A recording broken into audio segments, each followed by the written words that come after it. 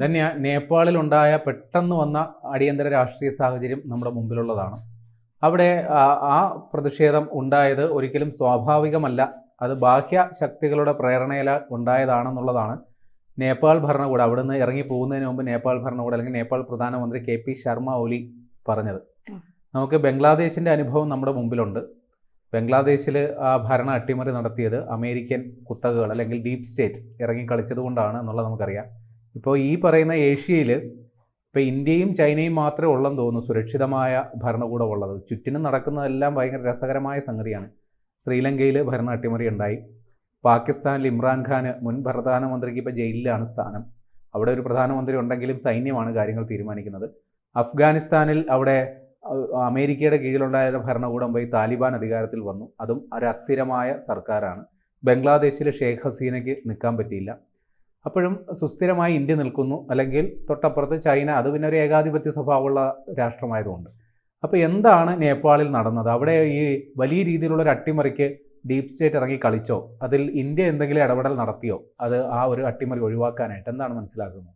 തീർച്ചയായിട്ടും ഡീപ് സ്റ്റേറ്റിന്റെ ഒരു വലിയ ഇടപെടൽ നേപ്പാളിൽ ഉണ്ടായി. കാരണം അവർക്ക് ഇന്ത്യ വരുതിയിലാക്കാൻ കഴിഞ്ഞില്ല എന്നുള്ളത് ഡീപ് സ്റ്റേറ്റിനെ സംബന്ധിച്ചിടത്തോളം ഒരു വലിയ പരാജയം തന്നെയാണ്.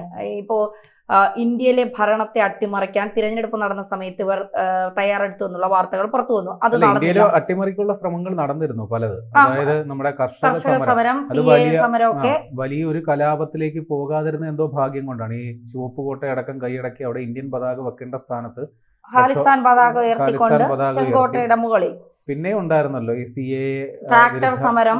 അത് നമ്മുടെ ചില യൂണിവേഴ്സിറ്റികൾ കേന്ദ്രീകരിച്ച് യുവാക്കൾ യൂണിവേഴ്സിറ്റികൾ കേന്ദ്രീകരിച്ചുകൊണ്ട്. അപ്പൊ ഇതൊക്കെ അതൊരു വലിയൊരു പ്രക്ഷോഭത്തിലേക്ക് പോയില്ല എന്നുള്ളതാണ് ഇന്ത്യയുടെ വിജയം. അതെ. അപ്പോൾ ഇന്ത്യ അത് കൃത്യമായി ഇന്ത്യക്ക് അറിയാം അതെങ്ങനെ കൈകാര്യം ചെയ്യണം എന്നുള്ളത് ഇന്ത്യക്ക് അറിയാം. ഈ ഡീപ് സ്റ്റേറ്റ് ചിന്തിക്കുന്നത് ഒരു പാവ സർക്കാർ വരണം, അവരുടെ ഇംഗിതങ്ങൾക്ക് വഴങ്ങി അവർക്ക് വിധേയപ്പെട്ട് നിൽക്കുന്ന ഒരു സർക്കാർ വരണം എന്നുള്ളത്. ഇവിടെ ഇന്ത്യൻ പ്രധാനമന്ത്രിയും ആഭ്യന്തരമന്ത്രിയും നമ്മുടെ ഉത്തർപ്രദേശ് മുഖ്യമന്ത്രിയും പിന്നെ അജിത് ഡോവൽ അടക്കമുള്ള നേതാക്കൾ ഉള്ളതുകൊണ്ട്, ശക്തരായ നേതാക്കൾ ഉള്ളതുകൊണ്ട് പലപ്പോഴും ഡീപ് സ്റ്റേറ്റിന് അത്തരം ഒരു നിലപാടിലേക്ക് പോകാനോ അല്ലെങ്കിൽ അവരുടെ സ്വാധീനം ഇന്ത്യയിൽ കൊണ്ടുവരാനോ അവർ വിചാരിക്കുന്ന തരത്തിലുള്ള കാര്യങ്ങൾ കൊണ്ടുവരാനോ നടന്നിട്ടില്ല. അതൊരു പരാജയമായി തന്നെ അവരിപ്പോഴും കണക്കാക്കുന്നു. അതിനുള്ള ചരടുവലികൾ, ഓട്ടുചോരി അടക്കമുള്ള ചരടുവലികൾ അവർ പലതും നടത്തിക്കൊണ്ടു വരുന്നുണ്ട്. പക്ഷെ അത് 8 നിലയിൽ പൊട്ടുന്നുണ്ട് എന്നുള്ളതാണ്. ഇപ്പോൾ നേപ്പാളിൽ കണ്ടത് JNC, അതായത് യുവ ജനങ്ങളുടെ ഒരു പ്രക്ഷോഭം. അതായത് ശർമ്മ ഒലിയുടെ സർക്കാർ അവിടെ പിന്നെ ഇൻസ്റ്റാഗ്രാം, ഫേസ്ബുക്ക്, ടിക്ടോക്ക് അടക്കമുള്ള 26 പ്ലാറ്റ്ഫോമുകൾ നേപ്പാൾ ഏജൻസി, അതായത് നേപ്പാളിൽ രജിസ്റ്റർ ചെയ്ത് തന്നെ അവിടെ പ്രവർത്തിക്കണമെന്നുള്ള ഒരു നിലപാട് സ്വീകരിക്കുന്നു. അതിൽ അവിടുത്തെ സെപ്റ്റംബർ 4 വരെ സമയം കൊടുക്കുന്നു. അതിനുശേഷം പിന്നെ പലതും നിരോധിക്കുന്നു. അങ്ങനെ വന്നപ്പോൾ അവിടുത്തെ ചെറുപ്പക്കാർ ഒന്നടങ്കം ഇറങ്ങി അവിടെ വലിയ കലാപം ഉണ്ടാക്കുന്നു. അവിടുത്തെ ജയിലുകൾ പോലും തുറന്ന് കൊടുക്കുന്ന അവസ്ഥയിലേക്ക് കലാപം എത്തുന്നു. 15,000 ജയിൽ പുള്ളികളാണ് അവിടെ നിന്ന് രക്ഷപ്പെട്ടതെന്നാണ് പറയുന്നത്. ഇത്തരം ഒരു സാഹചര്യം അവിടെ നിൽക്കുന്ന സമയത്താണ് അവിടുത്തെ കൗൺസിലറായ ബാലേന്ദ്ര ഷായെ അവിടെ കൊണ്ടുവന്ന് ഈ കലാപത്തിനിടയിൽ ഒരു ക്രിസ്ത്യൻ ഭരണകൂടം അവിടെ ഉണ്ടാവണം എന്ന് പറഞ്ഞുകൊണ്ട് ബാലേന്ദ്ര ഷാ എന്ന് പറയുന്ന ഒരു 35-കാരനായ ഒരു റാപ്പർ കൂടിയായ അവിടുത്തെ കൗൺസിലർ, അദ്ദേഹത്തെ പ്രധാനമന്ത്രിയാക്കാനുള്ള ശ്രമങ്ങൾ നടക്കുന്നു. ഒരു വിഭാഗം ചെറുപ്പക്കാർ പറയുന്നു, കാരണം അദ്ദേഹം ഒരു പോസ്റ്റ് അദ്ദേഹത്തിന്റെ സോഷ്യൽ മീഡിയയിൽ ഇടുന്നു, നിങ്ങൾക്കൊപ്പം നിൽക്കാൻ എൻ്റെ പ്രായം എന്നെ അനുവദിക്കുന്നില്ല, കാരണം ഞാൻ കുറച്ചുകൂടി പ്രായമുള്ള ഒരാളായി മാറിയതുപോലെ എനിക്ക് തോന്നുന്നു, അതുകൊണ്ട് നിങ്ങളുടെ പ്രകടനങ്ങൾക്കൊപ്പം നിൽക്കാൻ എനിക്ക് കഴിയുന്നില്ല എന്ന് പറഞ്ഞുകൊണ്ട് ഇയാൾ ഒരു പോസ്റ്റുമായി രംഗത്ത് വരുന്നു. അത് യുവാക്കൾ ഏറ്റെടുക്കുന്നു. അങ്ങനെ ഇയാളെ വലിയ രീതിയിൽ അവിടെ പിന്നെ പ്രധാനമന്ത്രിയാക്കണം എന്നൊക്കെയുള്ള ഒരു സ്വരങ്ങൾ ഉയരുന്നു. ഈ സമയത്താണ് അവിടുത്തെ സൈന്യാധിപൻ അശോക് രാജ്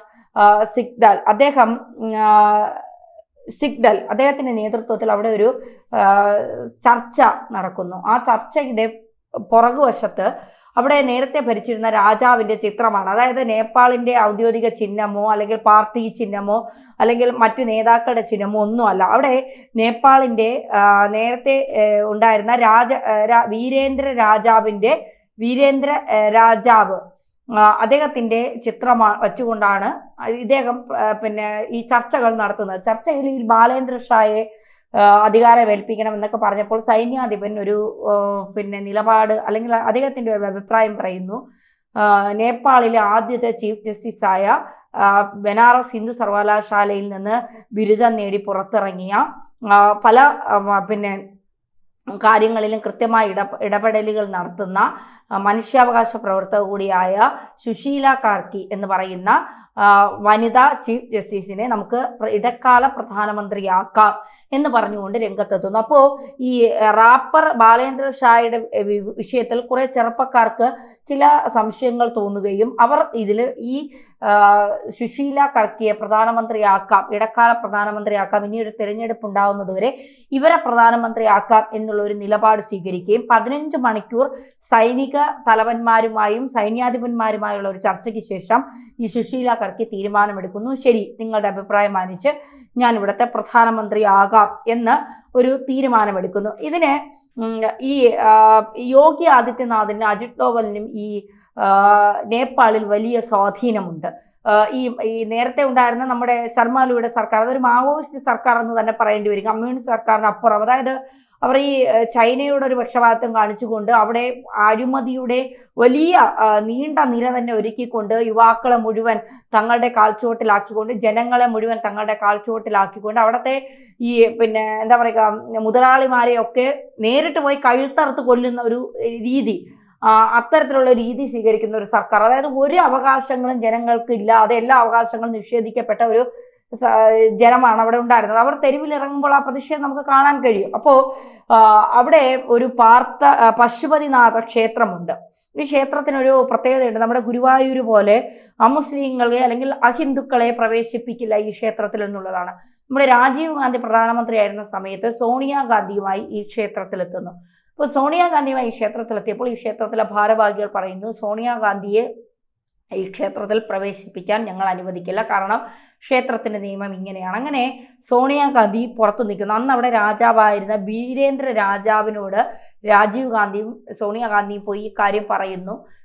ഈ വീരേന്ദ്ര രാജാവ് വന്ന് പിന്നെ ഈ ക്ഷേത്രത്തിന്റെ അധികാരികളോട് സംസാരിക്കുന്നു. അപ്പോൾ അവർ പറയുന്നു, ഇല്ല, ക്ഷേത്രത്തിന്റെ നിയമം അനുസരിച്ച് ഹിന്ദുക്കളെ ക്ഷേത്രത്തിനകത്ത് പ്രവേശിക്കാൻ കഴിയില്ല എന്നുള്ള നിലപാട് സ്വീകരിക്കുന്നു. അങ്ങനെ അവിടെ നിന്ന് തൊഴുതിട്ട് പിന്നെ രാജീവ് ഗാന്ധിയും സോണിയാഗാന്ധിയും പോകുന്ന അന്ന് രാജീവ് ഗാന്ധിക്ക് തോന്നിയ ഒരു പ്രതികാരം അത് ഇന്ദിരാഗാന്ധിയിലൂടെ അവിടെ നടപ്പിലാക്കി. ഒരിക്കലും നേപ്പാളിനെ ഒരു ഹിന്ദു രാഷ്ട്രമാക്കില്ല എന്നുള്ള ഒരു നിലപാട്, അത് റോയിലൂടെ അവർ അവിടെ പല കലാപങ്ങളും ഉണ്ടാക്കി അത് നടപ്പിലാക്കി എന്നാണ് പറയുന്നത്. കാരണം അവിടുത്തെ രാജാവായിരുന്ന വീരേന്ദ്ര രാജാവിനെ അദ്ദേഹത്തെ കൊട്ടാരത്തിൽ വെച്ച് തന്നെ വെടിവെച്ച് കൊല്ലുന്നു എന്നാണ് പിന്നീട് പുറത്തു വരുന്ന വിവരങ്ങൾ. അത് റോയുടെ കൂടി റോ കൂടി എടുത്ത തീരുമാനത്തിന്റെ പിന്നിൽ ആണ് ഇത്തരം ഒരു വെടിവെച്ച് കൊല്ലൽ ഉണ്ടായത് എന്നൊക്കെയുള്ള അലിഗേഷൻസ് പിന്നീട് പുറത്തു വന്നു. എന്തായാലും എന്താ പറയുക, ഈ നേപ്പാളിനെ ഹിന്ദു രാഷ്ട്രമല്ലാതാക്കാൻ അന്ന് ഇന്ദിരാഗാന്ധി അടക്കമുള്ളവർ ശ്രമിച്ചിരുന്നു എന്നൊക്കെയുള്ള ചില ആരോപണങ്ങൾ നിലനിൽക്കുകയാണ്. വീണ്ടും നേപ്പാൾ ഒരു ഹിന്ദു രാഷ്ട്രത്തിലേക്ക് മാറുന്നു എന്നുള്ള ഒരു വലിയൊരു ട്വിസ്റ്റ്, അതായത് ആരും ചിന്തിക്കുക, ഡീപ് സ്റ്റേറ്റോ ജോർജ് സോറസോ അല്ലെങ്കിൽ ചൈനയോ മാവോയിസ്റ്റുകളോ കമ്മ്യൂണിസ്റ്റുകാരോ ഒന്നും ചിന്തിക്കാത്ത ഒരു വലിയ ട്വിസ്റ്റ് നേപ്പാളിൽ സംഭവിക്കുന്നു. നേപ്പാൾ വീണ്ടും ഹിന്ദു രാഷ്ട്രത്തിലേക്ക് മാറുന്നു എന്നുള്ളതാണ്.